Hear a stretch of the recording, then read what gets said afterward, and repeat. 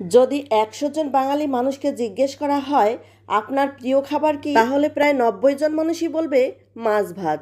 আমি বা আপনি এর অন্যথা কিন্তু নয়। আমরা মাছ খেতে ভালোবাসি কিছুটা অভ্যাসের বশে।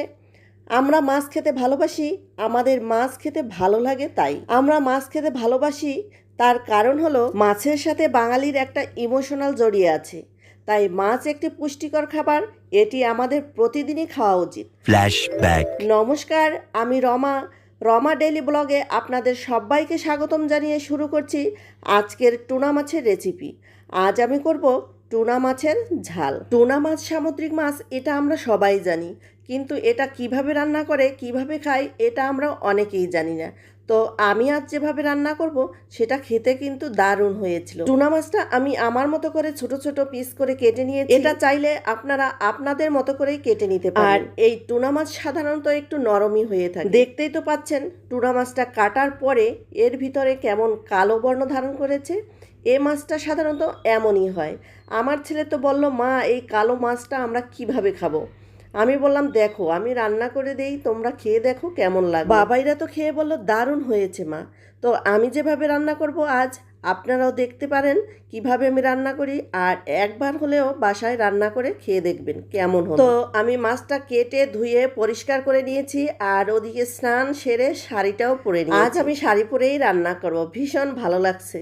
আসলে ইচ্ছে করে প্রতিদিনই শাড়ি পরি, কিন্তু শাড়ি পরায় অনেক ঝামেলা মনে করি, তাই আর হয় না।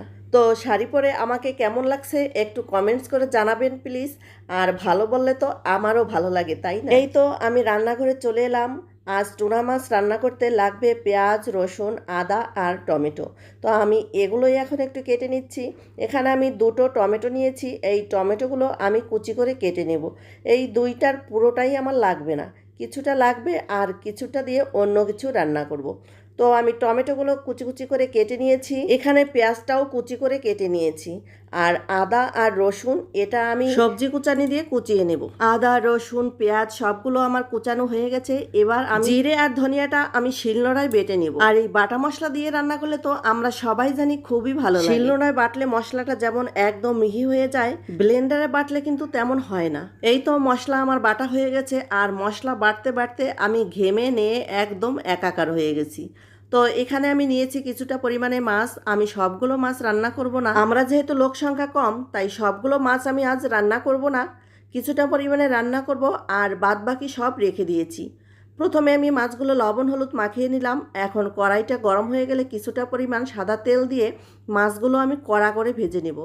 আর মাছগুলো যদি আমি কড়া করে ভাজি তাহলে মাছটা অনেক ভালো লাগে খেতে। এই তো মাছগুলো আমি কড়া করে ভেজে তুলে নিলাম। ওই একই কড়াইতে আমি জিরে ফোড়ন দিয়ে দিলাম, আর এখন দিয়ে দিচ্ছি পেঁয়াজ আর রসুন কুচিয়ে রেখেছিলাম সেগুলো। এগুলো আমি ভালো করে ভেজে নিব। আর দেখলাম একটু তেলের পরিমাণ কম হয়ে যায়, তাই আমি আরও একটু সাদা তেল দিয়ে দিলাম। এবার আমি ভালো করে লাল লাল করে ভেজে নিব। তারপরে দিয়ে দেব টমেটো কুচি। টমেটো কুচিগুলো দিয়ে আর একটু নাড়িয়ে চাড়িয়ে দিয়ে দিচ্ছি এখানে লঙ্কা গুঁড়ো, আর দিচ্ছি জিরে ধনিয়া বাটা। এবার আমি এই মশলাগুলোর ভিতর সামান্য পরিমাণে জল দিয়ে ভালো করে কষিয়ে নেব। আর মশলা কষানো যত ভালো হবে মাছ খেতে ততটাই ভালো হবে। দিয়ে দিচ্ছি আমি এখানে কাশ্মীরি লঙ্কার গুঁড়ো। এটা মাছটা কালো বলে কালারটা বেশ আসবে, এজন্যই দিয়েছি। আর কাশ্মীরি লঙ্কার গুঁড়ো এটা দিলে কিন্তু খুবই টেস্ট হয় খেতে। এই তো দেখতে পাচ্ছেন আমার মশলাটা কত সুন্দর কষানো হয়ে গেছে, একদম তেল উপরে ভেসে উঠেছে। এমতো অবস্থায় আমি দিয়ে দিয়েছি এখানে পরিমাণ মতো গরম জল। আর যখনই জলটা ভালো মতো ফুটিয়ে উঠেছে তখনই আমি মূলত মাছগুলো দিয়ে দিয়েছি। আর হ্যাঁ, মাছগুলো দেওয়ার পরে কিন্তু বেশিক্ষণ জাল দিতে হবে না, কারণ এই মাছগুলো খুব নরম থাকে। আর এটা যদি বেশিক্ষণ ধরে জাল দেই তাহলে কিন্তু মাছগুলো ভেঙে যাওয়ার সম্ভাবনা থাকে। তো আমি একটা কাঁচা লঙ্কা চেরা দিয়ে দিলাম। তো আমার মন মতো ঝোলটা হয়ে এসেছে, এবার আমি নামিয়ে নিলাম। এই তো হয়ে গেল আমার টুনা মাছের ঝাল। দেখুন তো আমার মাছের কালারটা কেমন এসেছে, দেখলেই তো মন চায় এক প্লেট গরম ভাতের সাথে মিশিয়ে টপ করে খেয়ে নেই। তো আজকের ভিডিওটি এ পর্যন্তই, বিদায় নিচ্ছি। দেখা হবে অন্য কোনো নতুন ভিডিওতে। ততক্ষণ সবাই ভালো থাকবেন, সুস্থ থাকবেন, আর আমাকে মন থেকে আশীর্বাদ করবেন যেন আমি সুস্থ থাকি, ভালো থাকি। আর আমার ভিডিওটি যদি আপনার ভালো লাগে তাহলে লাইক শেয়ার করে আমার পাশে থাকার অনুরোধ। Ta-ta, by.